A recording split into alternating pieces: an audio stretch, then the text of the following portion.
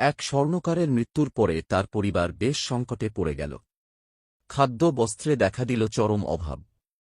স্বর্ণকারের বিধবা স্ত্রী তার বড় ছেলেকে একটা হীরের হার দিয়ে বলল, এটা তোমার কাকার দোকানে নিয়ে যাও। সে যেন এটা বেচে কিছু টাকার ব্যবস্থা করে দেন। ছেলেটি হারটা নিয়ে কাকার কাছে গেল। কাকা হারটা ভালো করে পরীক্ষা করে বলল, বেটা, তোমার মাকে গিয়ে বলবে যে এখন বাজার খুবই মন্দা। কয়েকদিন পরে বিক্রি করলে ভালো দাম পাওয়া যাবে।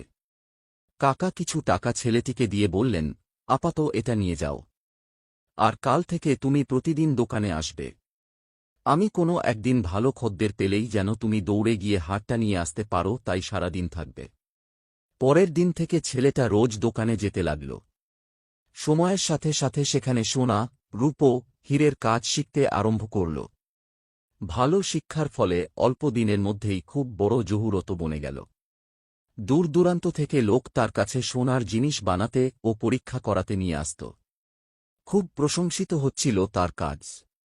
একদিন ছেলেটির কাকা বললেন, তোমার মাকে গিয়ে বলো, এখন বাজারের অবস্থা বেশ ভালো, তাই সেই হারটা যেন তোমার হাতে দিয়ে দেন।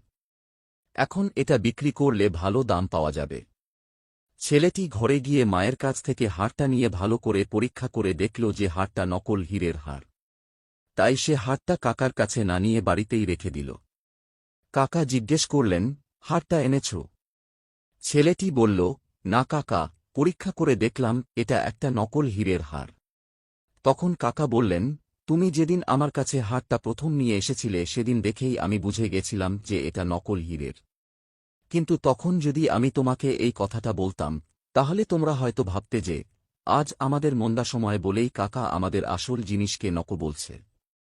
আজ যখন এ ব্যাপারে তোমার পুরো জ্ঞান হয়ে গেছে, তখন তুমি নিজেই বলছ এটা নকল হার। এই দুনিয়ায় প্রকৃত জ্ঞান ছাড়া তুমি যা কিছু দেখছ, যা কিছু ভাবছ, সবটাই এই হীরের মতো নকল, মিথ্যে। জ্ঞান ছাড়া কোনো জিনিসের বিচার সম্ভব নয়।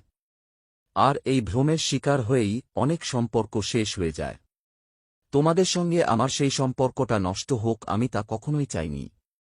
পরম পূজ্যপাদ শ্রী শ্রী আচার্যদেব। যদি ভিডিওটি ভালো লাগে তাহলে একটি লাইক করবেন এবং এরকম নতুন নতুন ভিডিও পেতে চ্যানেলটি সাবস্ক্রাইব করুন এবং পেজটি ফলো করুন।